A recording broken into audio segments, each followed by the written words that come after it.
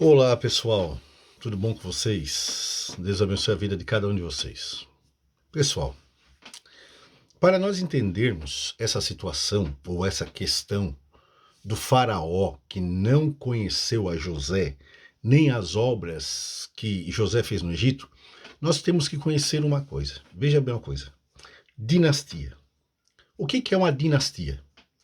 Dinastia é quando soberanos de uma mesma família assumem o poder consecutivamente. Quer um exemplo? Na Coreia do Norte. Na Coreia do Norte tem uma dinastia.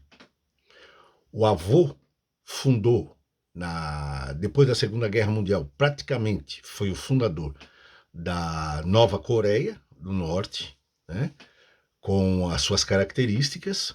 O filho veio e moldou a Coreia do Norte, assentando suas bases, e agora o neto continua com mãos de ferro a oprimir aquele povo pobre, né? Aquele povo carente da Coreia do Norte. Então, dinastia é isso: o avô, o filho e o neto. Ok?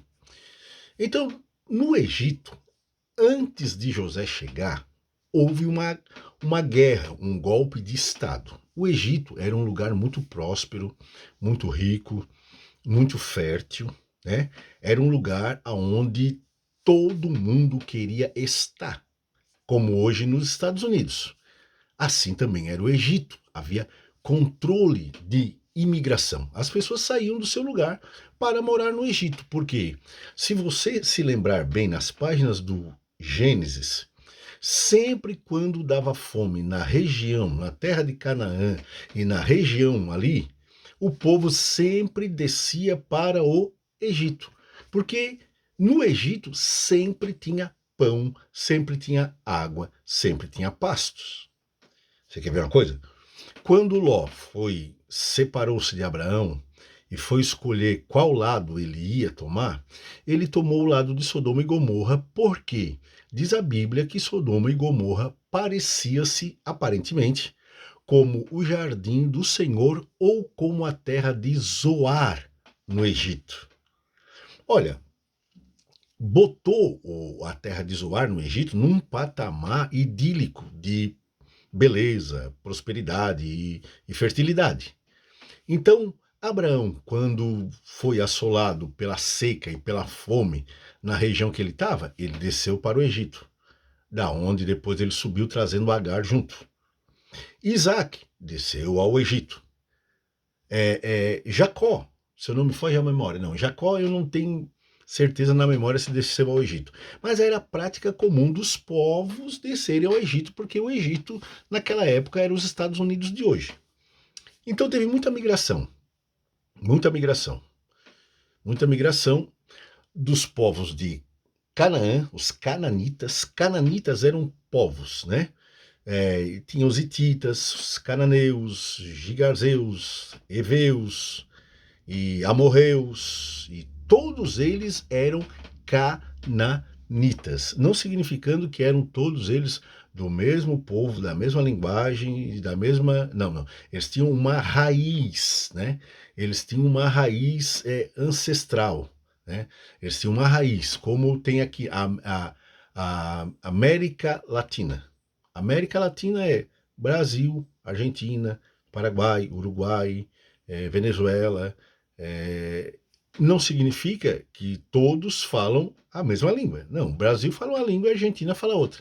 Não significa que sejam os mesmos povos.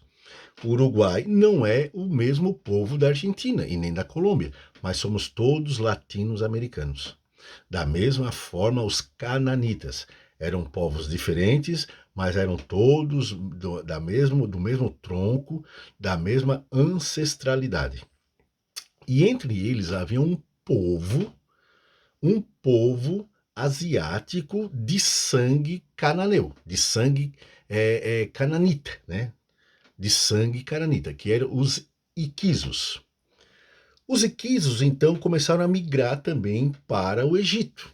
Migrou vários povos para o Egito, vários povos para o Egito. Tanto é que depois, quando Israel foi libertado por Moisés, e saiu da sua terra, a Bíblia diz que saiu junto com Israel uma mistura de povos, né?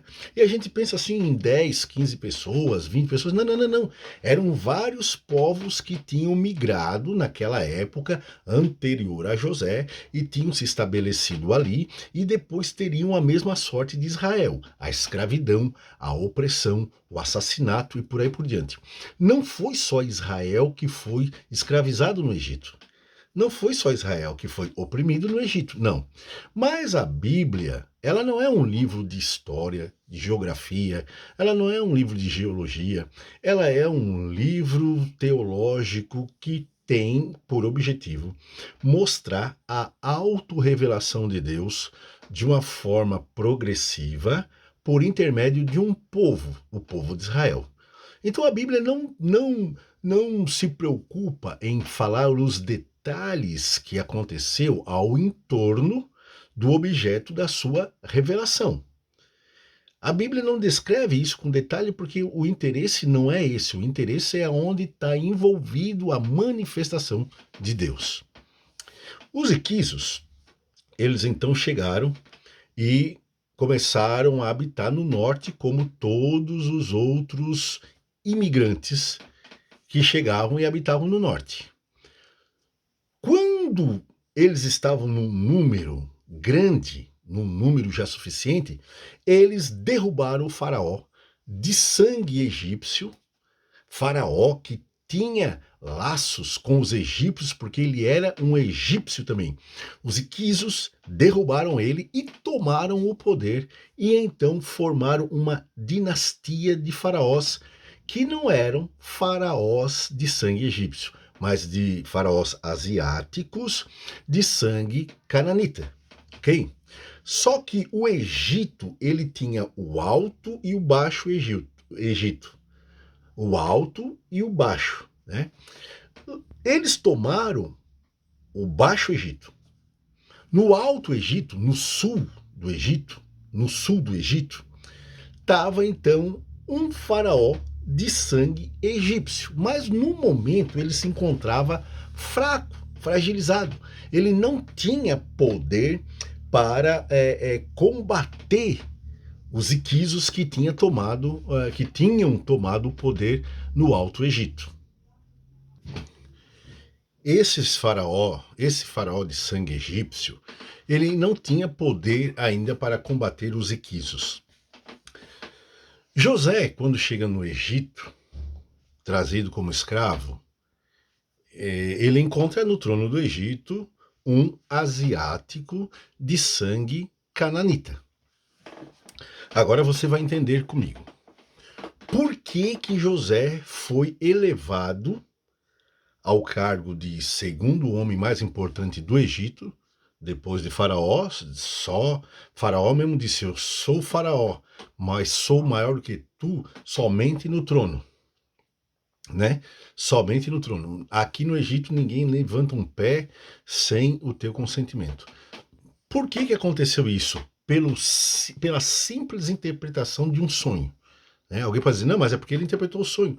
Se fosse um faraó de sangue egípcio, porque não era um faraó de sangue egípcio, era um faraó da dinastia dos Iquisos, faraó asiático com sangue camita, que não tinha nada a ver com os egípcios, não tinha compromisso de consciência com os egípcios, não tinha que honrar ancestralidade egípcia nenhuma. Então, para ele, tanto faz como tanto fez. Ele simplesmente pegou e disse: tu interpretou o meu sonho, tivesse ousadia para dar um conselho bom, então agora tu é o segundo homem mais poderoso do Egito. Se fosse o faraó mesmo, de sangue egípcio, o que ele faria? Ele ouviria a interpretação de José, possivelmente acataria o conselho ou não, e descartava José de novo para a prisão. Ele não teria nenhum compromisso de consciência com José, que era um mero escravo. Ele não tinha que necessariamente botar ele no posto mais importante, politicamente falando, da nação, por causa da interpretação do sonho. Ele ia ouvir e ia mandar José voltar de novo para o cárcere, possivelmente poderia acatar ou não, mas não teria que levar José a nada, mesmo José demonstrando sabedoria. Você quer ver uma coisa? Olha bem lá Nabucodonosor, que era de sangue puro, né, caldeu, junto com outros ministros caldeus, que agora teve um sonho, esqueceu, e Daniel veio e fez uma coisa superior a José. José ouviu um sonho e deu a interpretação. Daniel não. Daniel fez o rei se lembrar do sonho que tinha tido e tinha esquecido. Nabucodonosor não se lembrava mais do sonho que tinha tido. E o que Daniel fez? Daniel fez Nabucodonosor se lembrar do sonho que tinha tido e também deu a interpretação. O que Nabucodonosor fez com Daniel? Botou ele num cargo político importante? Não. Daniel ficou como chefe dos sábios, chefe dos magos, chefe dos adivinhos. Não era um cargo político, tanto é que ele não administrava nada.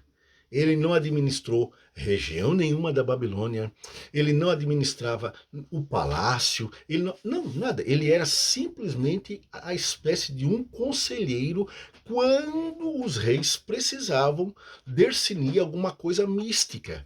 Foi no caso de Beltesazar, que ninguém sabia ler uma escritura na parede misteriosa que apareceu pelas mãos de Deus. Então o que fizeram? Mandaram buscar Daniel e Daniel leu. Ou seja, não era um cargo político. Por que Nabucodonosor não botou ele como segundo do reino, no lugar do seu filho, ou terceiro, ou por aí por diante? Porque ele não devia nada para Daniel. Ele não tinha compromisso de consciência com os hebreus. Ele não tinha compromisso de consciência com os semitas, ele não era semita, ele não tinha nada.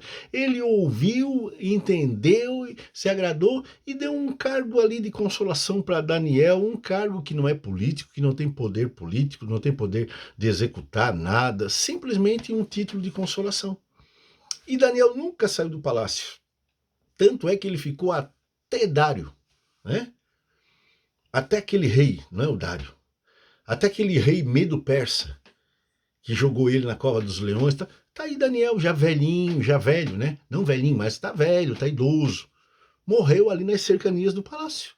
Mas a Bíblia não diz que ele teve um cargo político. Agora, José recebeu esse cargo político porque o faraó que estava no trono tinha ancestralidade sanguínea igual a dele. Então, você está entendendo? O faraó disse, sobe para cá, rapaz. Vem para cá, irmão. Sobe aí. Tu vai subir de cargo na mesma hora, ok? Para não ficar muito longo, vamos fazer essa explicação em 2 vídeos.